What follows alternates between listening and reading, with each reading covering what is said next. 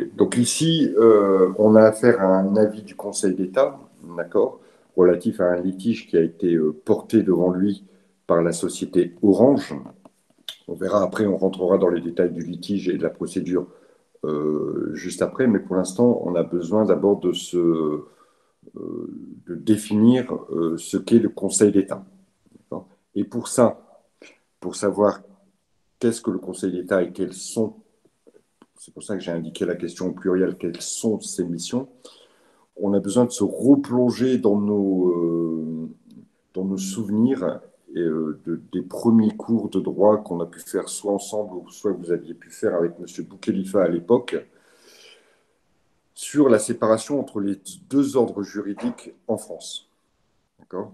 Le système juridique français est basé sur deux ordres bien distincts qui datent précisément de 1791. Donc vous voyez, c'est relativement ancien, de deux lois du mois d'août 1791, juste après la Révolution, où on a séparé l'ordre judiciaire de l'ordre administratif. Ici, c'est l'ordre administratif qui va nous intéresser. L'ordre administratif va être intéressé dès que l'administration, mais l'administration au sens large, est partie dans un litige. Alors, qu'est-ce qu'on appelle administration au sens large? C'est bien sûr toutes les collectivités locales, les mairies. Alors, imaginons que vous ayez un litige avec votre mairie, d'accord. Effectivement, on va plutôt se diriger vers les juridictions de l'ordre administratif. Mais ça peut être aussi de toutes les structures qui dépendent directement d'un ministère. Imaginons que vous soyez dans une faculté publique et qui est, je ne sais pas moi, on a donné des résultats, voilà, des résultats d'un examen. La faculté, l'université publique dépendant du ministère de l'enseignement supérieur, là, s'il y a un litige avec la fac, ça sera porté devant un tribunal administratif. Au même titre qu'une décision en matière pénitentiaire, sera portée devant le tribunal administratif. Donc, toutes les décisions, tous les litiges, toutes les décisions que l'on voudrait contester qui viennent de l'administration doivent être contestées devant une juridiction de l'ordre administratif.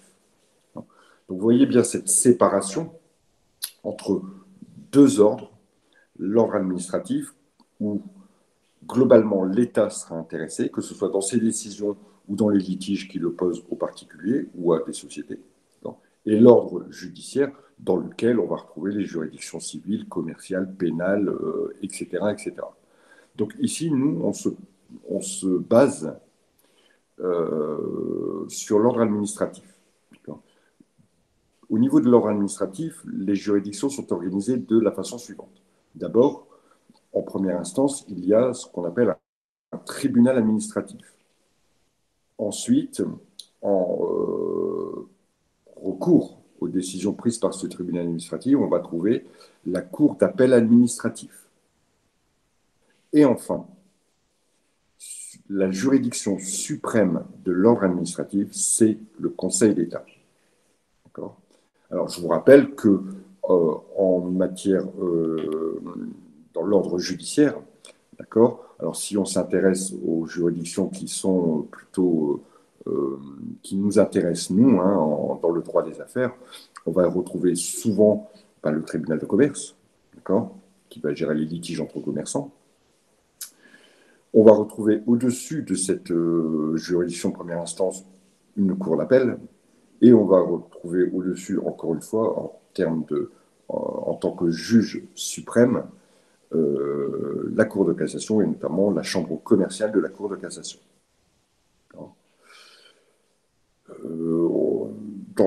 En matière pénale, on va retrouver le tribunal de police, on va retrouver le tribunal correctionnel, on va retrouver la cour d'assises, ensuite on va retrouver une cour d'appel et ensuite on va retrouver une chambre criminelle de la Cour de cassation.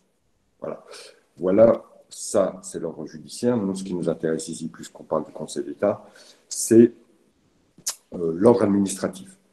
Donc,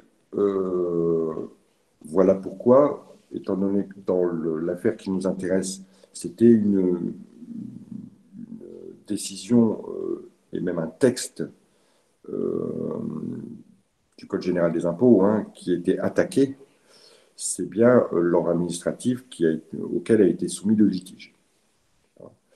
Alors, revenons maintenant au Conseil d'État et quelles sont ses missions. Donc, on sait que le Conseil d'État, c'est le juge suprême, c'est une sorte de cour de cassation, mais en matière administrative, en matière des litiges liés avec une administration, des litiges engageant une administration, auxquels une administration est partie. Maintenant, quelles sont ses missions? Historiquement, le Conseil d'État a plusieurs missions. Autant la Cour de cassation a une seule mission, être la chambre de dernier ressort, être la juridiction de dernier ressort en matière judiciaire. Donc, elle n'a pas d'autre mission. Le Conseil d'État, lui, il a plusieurs missions. D'abord, vous entendez dans sa dénomination que autant on parle de tribunal de commerce, on parle de cour d'appel, on parle de cour de cassation. À chaque fois, dans la dénomination de la juridiction, il y a un mot, une signification qui est plutôt très juridictionnelle, d'accord? Qu'on parle de tribunaux ou de cours. Ici,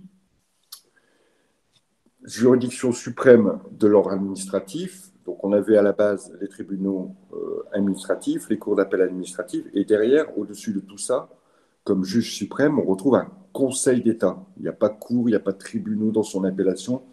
C'est historique. D'accord le Conseil d'État, il a plusieurs missions. D'abord, la première mission, c'est celle que l'on vient de dire. D'accord c'est qu'il est le juge administratif suprême qui tranche les litiges relatifs aux actes d'administration ou aux litiges engageant l'administration. Donc, le juge suprême. Ça veut dire que la décision qui serait rendue par le Conseil d'État ne peut plus être attaquée. Elle ne peut pas faire l'objet d'un recours supplémentaire. C'est la même chose que les décisions qui sont rendues par la Cour de cassation. Donc, elles ne peuvent plus être attaquées. Donc ça, c'est son premier rôle. Le premier rôle, c'est de trancher en tant que juge suprême les litiges dont l'administration est partie. Son deuxième rôle, c'est de conseiller le gouvernement en matière de loi. Clairement, comment ça se passe? Quand le gouvernement veut faire une loi, quand le législateur veut faire une loi et qu'il a un doute sur la légalité de cette loi, est-ce que cette loi est vraiment, est-ce que je peux faire une telle loi? D'accord. Il va s'adresser au Conseil d'État et le Conseil d'État lui dira, ben oui, monsieur, vous pouvez faire une telle loi. D'accord. Je vous prends un exemple qui est relativement récent, qui date du mois de mars. Au premier confinement, vous vous souvenez que des attestations avaient été faites. Je vous parle du premier confinement. Hein. Les premières attestations qui avaient été faites n'étaient pas rédigées telles que celles qu'on pouvait utiliser courant avril, puisque le confinement a duré de début mars au 11 mai précisément. Le Conseil d'État a été saisi. Alors là, pas par le législateur, mais a été saisi par une association, hein, tout simplement, qui contestait la légalité de la première attestation. La première attestation qui permettait de sortir à quelques centaines de mètres de chez soi pendant 1 heure ou de se rendre chez le médecin. Voilà, il y avait un certain nombre de cases qui pouvaient être remplies et une association trouvait qu'il y avait des problèmes relatifs à cette première attestation. Le Conseil d'État a rendu un avis relatif donc à cette loi, puisque ça faisait partie d'un projet de loi, enfin pas d'un projet de loi, mais d'une loi. Le Conseil d'État a dit oui, effectivement, les attestations ne sont pas assez précises. Et si vous avez la curiosité de regarder les toutes premières attestations qui sont sorties tout début mars, à partir du confinement, donc je crois que c'était le 14, aux alentours du 15 mars, et les attestations qu'on pouvait utiliser fin mars, elles ont été modifiées. Elles ont été précisées exactement. Les termes ont été modifiés parce que les termes n'étaient pas exacts.